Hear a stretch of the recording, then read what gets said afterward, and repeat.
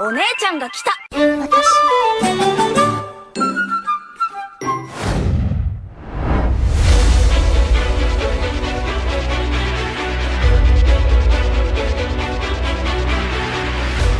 Halo, apa kabar semuanya? Salam kenal dan selamat datang di channel Playlist ID.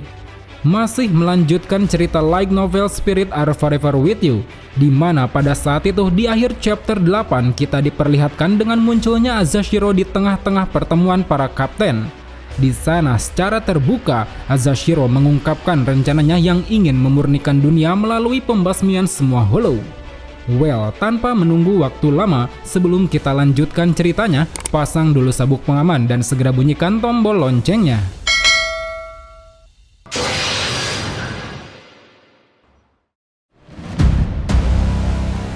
Khusus pada chapter ini, kita akan menggali lebih dalam mengenai sosok Arrancar perempuan yang kini banyak dicari orang-orang.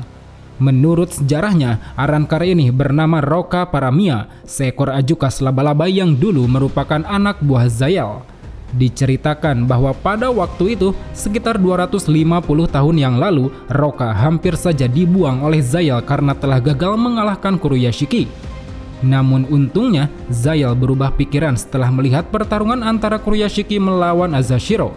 Zayal rupanya merasa tertarik dengan kekuatan yang diperlihatkan Azashiro kala itu.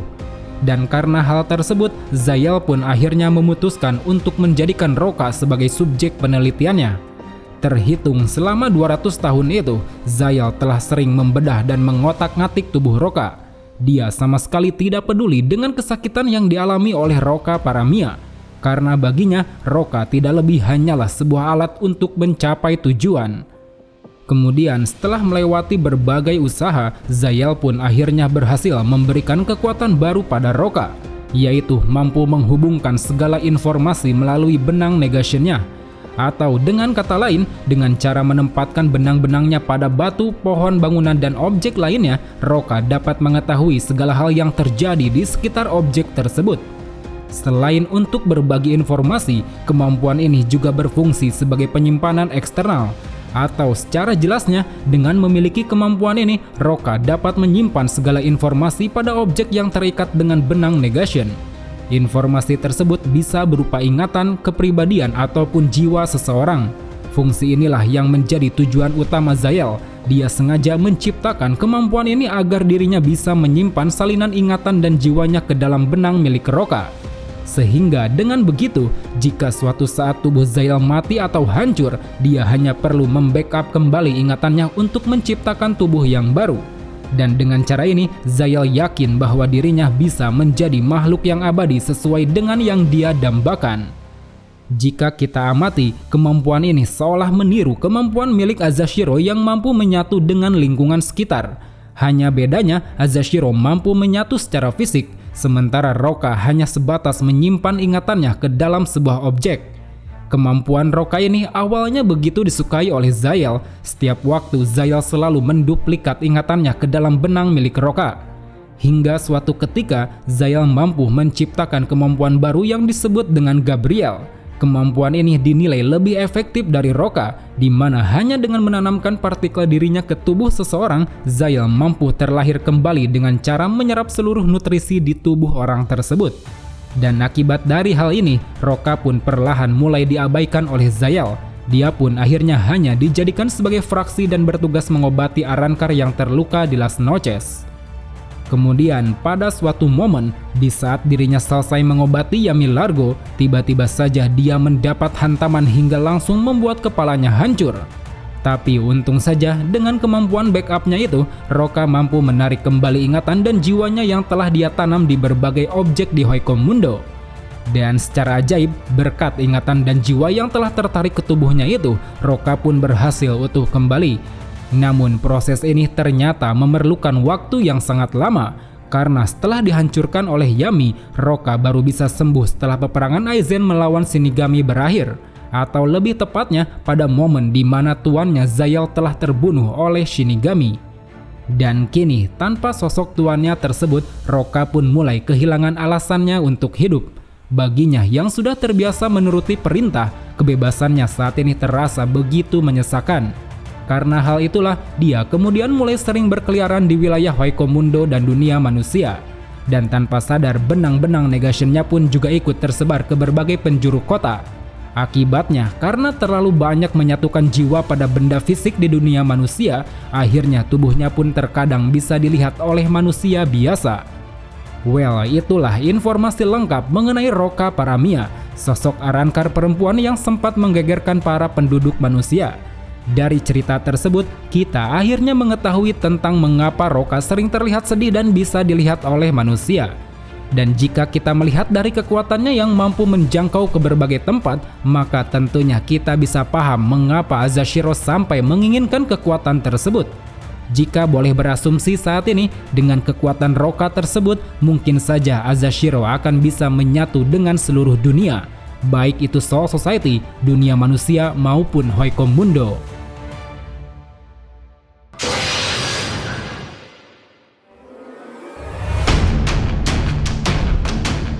Kita kembali pada cerita saat ini, di mana saat itu di dalam Garganta, seorang penyusup yang berpenampilan mirip Zayal tengah mengamati jasad Zayal yang telah dia curi. Dia penasaran tentang mengapa dirinya tidak bisa bergabung dengan tubuh tersebut. Seolah ingin mencari tahu, dia pun lalu menciptakan sebuah ruangan di dalam Garganta untuk melakukan pembedahan terhadap tubuh tersebut. Namun baru saja Zayal hendak memulai pembedahannya, tiba-tiba saja dari arah belakang telah hadir Mayuri bersama dengan Nemu. Kedatangan Mayuri ke sana rupanya adalah untuk memastikan siapa sosok Zayal palsu sebenarnya. Setelah Mayuri bertanya beberapa kali, sang penyusup itu tetap saja bersikeras mengatakan bahwa dirinya benar-benar merupakan Zayal asli yang pernah dibunuh oleh Mayuri. Mendengar jawaban itu, Mayuri tampaknya tidak percaya sama sekali. Dari reishi milik Zayal yang pernah dia teliti, Mayuri yakin bahwa Zayal saat ini telah berada di neraka. Tapi jika sosok yang ada di hadapannya ini adalah benar-benar Zayal asli, Mayuri penasaran bagaimana caranya Zayal bisa keluar dari tempat mengerikan itu.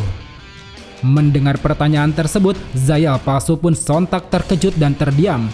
Dari ekspresinya, dia terlihat seperti kebingungan seakan tengah mengingat sesuatu. Di sisi lain, melihat kebingungan di wajah lawan bicaranya, Mayuri pun akhirnya mengemukakan asumsi yang dia miliki.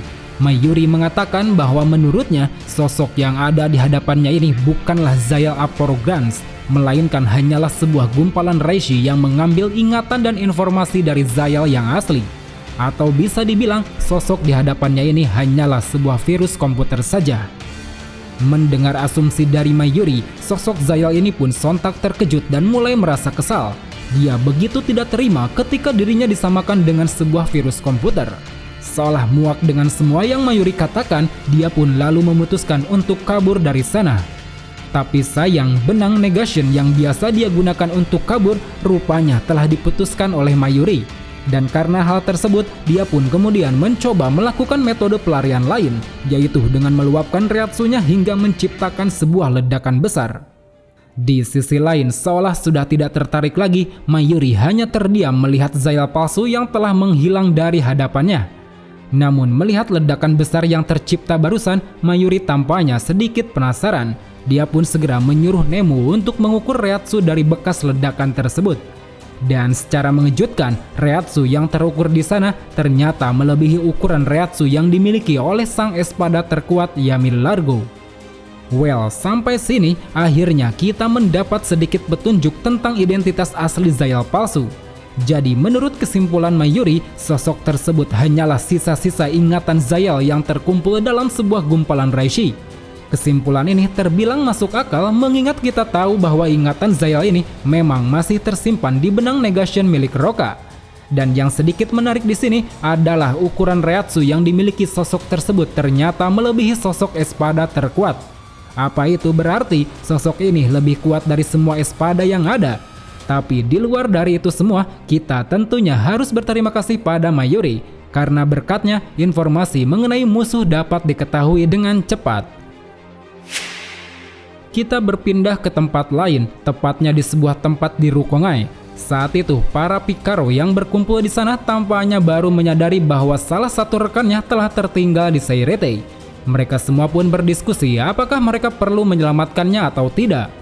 Sebelum kita lanjut ceritanya, di sini aku ingin sedikit menceritakan tentang asal-usul terciptanya para Picaro. Diceritakan bahwa pada waktu dulu di dunia manusia terdapat sebuah panti asuhan yang mengurusi banyak anak-anak kecil. Pada suatu ketika, karena semua pengasuh di sana meninggal, anak-anak ini pun kemudian terlantar dan mulai meninggal satu persatu. Setelah itu, mereka lalu berubah menjadi roh dan berkeliaran di dunia manusia. Karena terlalu lama dan tidak sempat dimurnikan oleh Shinigami, mereka akhirnya berubah menjadi hollow dan saling memakan satu sama lain. Hingga setelah proses saling memakan berakhir, tersisa satu hollow yang paling kuat. Hollow ini kemudian berkeliaran di Hoikomundo dan dunia manusia untuk mencari teman-temannya yang telah dia makan. Seiring berjalannya waktu, hollow ini pun semakin berkembang dan berubah menjadi sosok Ajukas. Dengan kecerdasan yang telah meningkat pada tahap ini, dia lalu pergi ke dunia manusia untuk mencari roh anak-anak yang bernasib sama sepertinya. Tujuannya adalah untuk menjadikan mereka semua sebagai teman hollow-nya yang baru. Seakan memiliki rasa kasihan, Ajukas ini juga membiarkan teman-temannya untuk memakan sebagian tubuhnya. Hal ini dilakukan karena dia tidak ingin teman-teman barunya itu merasakan kelaparan seperti yang dirasakan teman-temannya dulu. Hingga setelah beberapa waktu berlalu, para hollow kecil ini pun akhirnya berhasil berkembang ke tahap Ajukas dan bertambah semakin banyak. Jika dihitung dengan Ajukas sebelumnya, total mereka kini telah berjumlah 100 orang. Pada awalnya mereka semua tidak memiliki nama, hingga setelah bertemu Zaya dan dijadikan bahan penelitian, mereka pun secara keseluruhan diberi nama Picaro. Jadi dari sini akhirnya kita bisa menyimpulkan bahwa para Picaro ini adalah segerombolan Ajukas yang memiliki karakter sama, yang mana semuanya terpusat pada satu Ajukas utama. Oke, kembali lagi pada situasi saat ini, di mana para Picaro tengah dilanda kebingungan. Saat itu, tanpa mereka duga, tiba-tiba saja sebuah garganta terbuka di atas mereka. Setelah diamati, rupanya sosok yang keluar dari gerbang tersebut adalah Zayal palsu. Melihat kemunculan sosok ini, lantas membuat para Picaro terkejut dan langsung memberi hormat. Tanpa mereka tahu, mereka semua mengira bahwa yang keluar dari gerbang itu adalah sosok Zayal asli, yang mana dulu merupakan mantan atasan mereka. Di sisi lain, Zayal palsu yang seolah memang sengaja datang ke sana, kemudian mengajak para Picaro untuk melakukan sebuah permainan, yaitu permainan untuk mencari harta karun. Entah harta karun seperti apa yang dimaksud oleh Zayal palsu ini, tapi yang jelas saat itu dirinya juga menyuruh para Picaro untuk menemukan seorang Arrancar bernama Rocca Paramia. Setelah mengatakan perintahnya, dia pun tersenyum sinis. Bersamaan dengan hal itu, tiba-tiba saja tato nomor 8 yang tertulis di tubuhnya perlahan mulai memudar. Dan dari bola mata sebelah kirinya, kini telah muncul sebuah nomor bertuliskan angka 100. Well, teman-teman, kejadian ini tentunya menjadi pertanyaan bagi kita semua. Kira-kira apa maksud dari munculnya angka tersebut? Apakah itu artinya dia sudah tidak lagi mengaku sebagai Zayal Aporo yang asli? Atau mungkin saja nomor 100 ini menandakan kalau dia telah masuk ke dalam jajaran Privaron Espada? Selain itu, dari rencananya tadi, lantas apa sebenarnya yang diinginkan Zayal palsu dari Rocca Paramia? Apakah tujuannya sama seperti Azashiro yang ingin memanfaatkan kekuatannya, ataukah jangan-jangan dia hanya ingin membunuhnya? Sedikit menjelaskan tentang Divisi 11 yang dikenal sebagai divisi khusus yang fokus dalam pertarungan.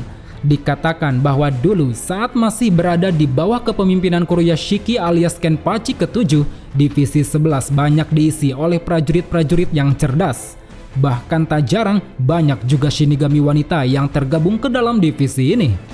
Namun sejak era kepemimpinan Ki Ganjo yang mana merupakan Kenpachi ke-10, Divisi 11 pun kemudian dikenal sebagai divisi yang barbar sekaligus kasar seperti sekarang ini. Dan saat ini di markas Divisi 11, kabar tentang tercurinya Zanpakuto milik Yumichika telah diketahui oleh para anggota di sana. Tapi bukannya bersimpati pada Yumichika, para pasukan Divisi 11 justru malah lebih tertarik pada sosok Azashiro yang telah mencuri Zanpakutonya. Tidak terkecuali Zaraki, dia yang merasa penasaran dengan kekuatan Azashiro saat itu menanyakan pada Yumichika terkait kejadian yang sebenarnya. Namun karena melihat kesedihan di mata Yumichika, Zaraki sontak membatalkan pertanyaan. Dia pun mulai mengalihkan perhatiannya pada persiapan yang dia lakukan. karena diketahui bahwa ternyata beberapa saat lalu dirinya telah mendapat perintah dari Komandan Yamamoto untuk mencari sosok Arrancar wanita bernama Roka Paramia. Zaraki begitu sangat senang pada misi kali ini, karena pada misi tersebut Komandan Yamamoto juga berpesan bahwa jika dirinya bertemu dengan seseorang bernama Azashiro, maka dia diperbolehkan untuk bertarung melawannya sampai mati. Akhirnya dari sini kita tahu bahwa prioritas utama GOT 13 saat ini adalah mencari Roka Paramia, karena mungkin saja mereka cukup khawatir jika kekuatan Arrancar tersebut jatuh ke tangan Azashiro. Dan dengan ini, secara tidak langsung telah ada 3 pihak yang tengah mencari keberadaan Roka Paramia. Mereka diantaranya adalah Azashiro, Zail Palsu, dan terakhir Kenpachi Zaraki. Well, sangat menarik tentunya untuk mengetahui kelanjutan dari cerita ini. Kira-kira apakah 3 kekuatan besar tersebut akan segera bertemu satu sama lain? Pantengin terus channel ini karena ceritanya masih sangat panjang. So, sampai jumpa di video selanjutnya. Salam Bleach Lover.